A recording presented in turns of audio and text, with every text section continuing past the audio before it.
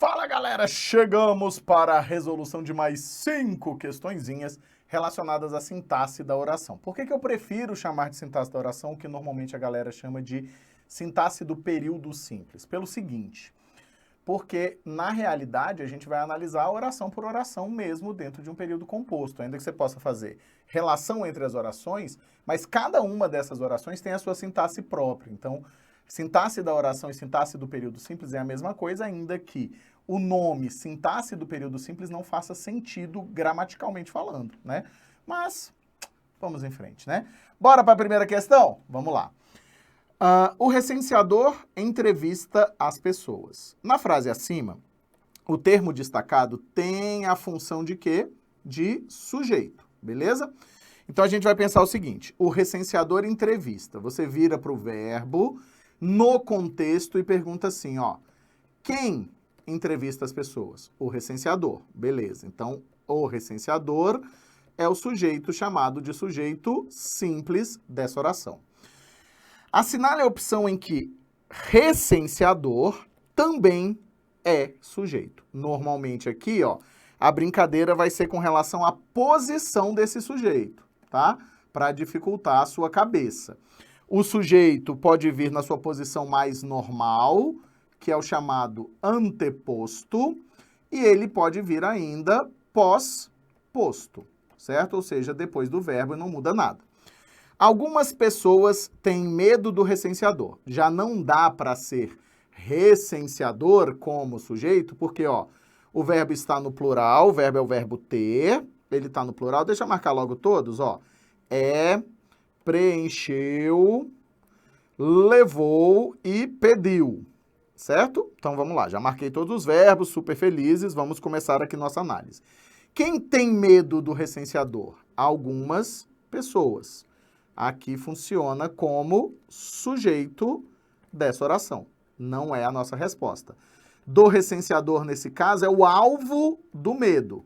Se é alvo, já guarda isso para você, funciona como complemento nominal da palavra medo, tá? Aquele homem alto é recenseador. Então, ó, quem é recenseador? Aquele homem alto. Sujeito da oração. Verbo de ligação e recenseador funcionará como predicativo do sujeito, tá? Preencheu todos os formulários o recenseador. Quem preencheu todos os formulários? O recenseador, ó. Então aqui, vamos trocar de cor, que você já está acostumado, não gosta dessa coisa. Então, ó, o recenseador funciona como sujeito da forma verbal preencheu, certo? Então, ó, é o sujeito daqui.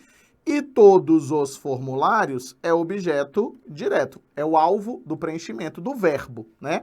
Então, nossa resposta é realmente letra C de caraca, moleque, que dia que é isso, né? Então, ó, o motorista levou o recenseador. Opa! Quem levou o recenseador? O motorista. Aqui estamos diante, então, do sujeito. Levar é verbo transitivo direto. O recenseador foi quem foi levado. O que o motorista levou? O recenseador. Objeto direto e até a casa é adjunto adverbial de lugar. Certo? O chefe pediu. Quem pediu? O chefe. A quem ele pediu? Ao recenseador. Objeto indireto. O que ele pediu? Paciência.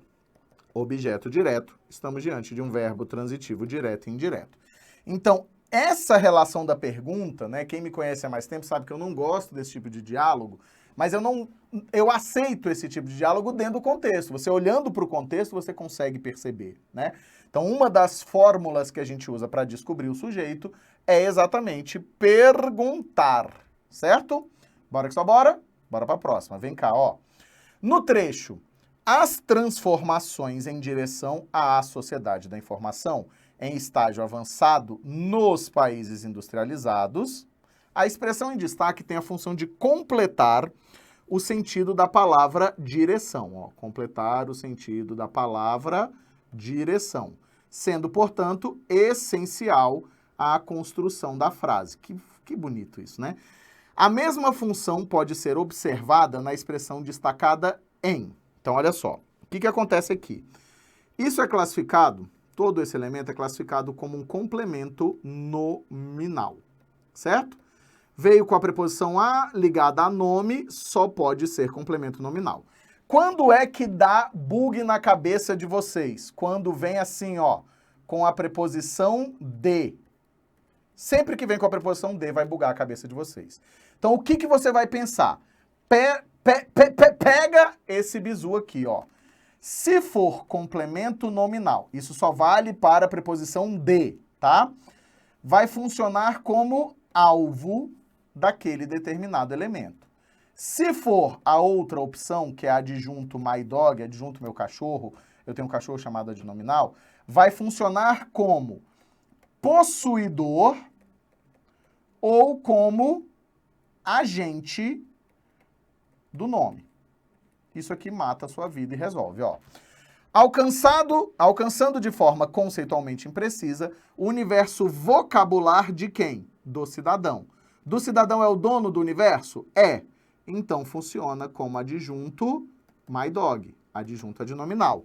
Não é essa a nossa resposta. Decidir que composição do conjunto de tecnologias educacionais mobilizar para atingir suas metas. O alvo da meta é o desenvolvimento? Não. É a substância da meta. Então, é um adjunto adnominal. Funciona para cá, ok? A Unesco tem atuado de forma sistemática no sentido de apoiar as iniciativas dos Estados-membros. Os Estados-membros são os donos das iniciativas. Então, funcionará aqui como adjunto my dog. As ações desse organismo internacional estão concentradas em duas áreas principais. Funciona como o dono das ações, é o agente dessas ações, né? Então, adjunto adnominal. Aí, olha só aqui embaixo que interessante, ó. É a nossa resposta a letra E, Wagner? É! Porque você vai pensar, métodos e estratégias para a construção de uma sociedade de informação global e justa. Você jogou para cá. A sociedade constrói ou ela é construída? Você vai pensar que ela é construída. Se a gente fizesse uma paráfrase aqui, né? Ou seja, ela é o alvo. Se ela é o alvo, é complemento nominal. Assim como lá em cima, respostinha, letra E de... Eita! Finalmente consegui entender essa diferença. Isso só funciona para elementos introduzidos pelo de, logicamente ligados a um substantivo. Ligou ao substantivo, tem sentido de alvo, complemento nominal. Ligou ao substantivo com sentido de possuidor ou agente, matamos. Pegou essa visão aqui junto comigo? Conseguiu entender? Então, bora que só bora. Bora para a próxima. Vamos lá. Na próxima é uma das melhores questões no sentido pedagógico que eu já corrigi na minha vida. Vem junto comigo aqui, ó. Opa, apertei errado. Vem junto comigo agora. Vamos lá. A construção de sentido, então olha só, a construção de sentido do trecho abaixo se apoia em um jogo de palavras que envolve os complementos verbais destacados. Olha só. Seu principal efeito, argumentam, não é o de superar o círculo vicioso da pobreza, mas iniciar um círculo virtuoso dos direitos. Nesses complementos, o núcleo círculo é idêntico, beleza? Enquanto os adjuntos adnominais são diferentes. Perfeito, certo? Então, ó, los adjuntos adnominales são diferentes. Meu espanhol é fantástico. Essa diferença sugere principalmente uma oposição entre sentidos. Olha como tem gramática e sentido, ó. Quando você pensa em círculo vicioso, círculo vicioso é alguma coisa ruim, tá? É alguma coisa negativa. Porque vicioso, como você bem pode perceber, vem de vício, que é encarado como uma coisa ruim.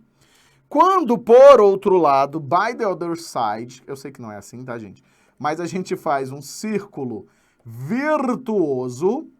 Virtuoso vem de virtude. Virtude é sempre uma característica positiva. Então, ó, vem de virtude.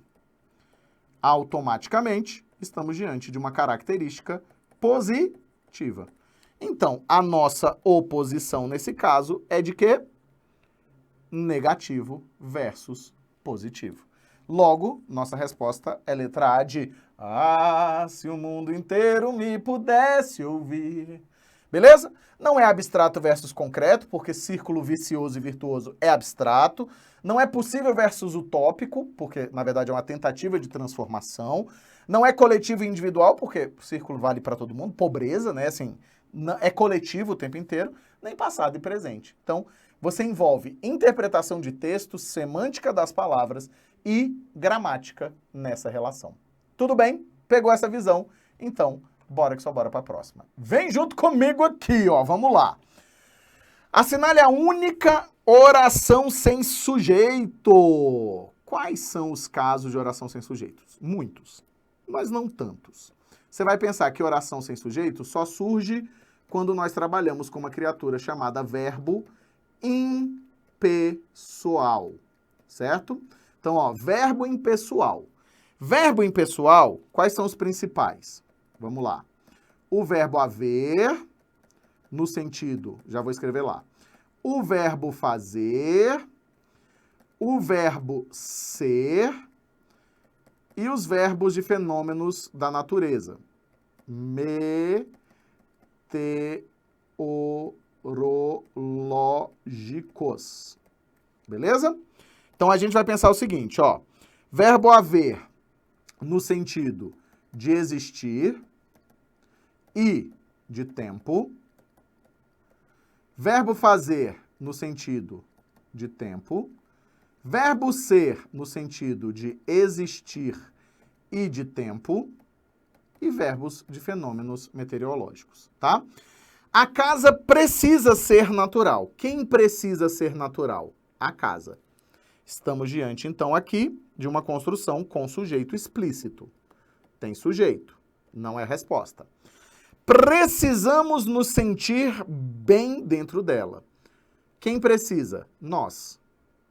É um sujeito aqui chamado de sujeito oculto ou desinencial, tá? Aqui o sujeito é simples. Há o sentimento de perda. Opa, faz a troca. Existe o sentimento de perda? Sim, ele existe. Então, aqui eu tenho o verbo haver existencial, automaticamente gera uma oração sem sujeito. Nossa respostinha é letra C de caraca, moleque. Que isso, né? Mas, assim é a vida. A vida é assim. Assim é uma característica de vida, que está retomando uma outra ideia, claro, né? Mas aqui, então, nós temos um sujeito também classificado como simples. Procura-se uma casa, voz passiva. E você tem que lembrar uma coisa importante. Voz passiva sempre tem sujeito. Como é que eu testo, Wagner? Ó, uma casa é procurada. Então, neste caso, o sujeito é uma casa, normalmente, bonitinho, tudo certinho. E aí você vai pensar isso, ó. Voz passiva sempre tem sujeito. Por isso que essa transformação te ajuda. Sempre tem sujeitinho, tá? Mas é sempre mesmo. Então, realmente provamos aqui que estamos diante de somente uma oração sem sujeito. Fechou? Bora para a última questão desse blocão aqui. É a penúltima? É a última mesmo, né? É a última. Vamos? Bora lá. Olha só. No trecho, deixando um grande contingente de trabalhadores à mercê da falta de planejamento. Como é que vamos deixar? De planejamento vulnerável à corrupção e à violência. O segmento introduzido pela expressão destacada expressa uma circunstância de deixando como à mercê da falta de planejamento. Então, se é como se deixou alguma coisa, você vai pensar, ó, resposta à perguntinha como.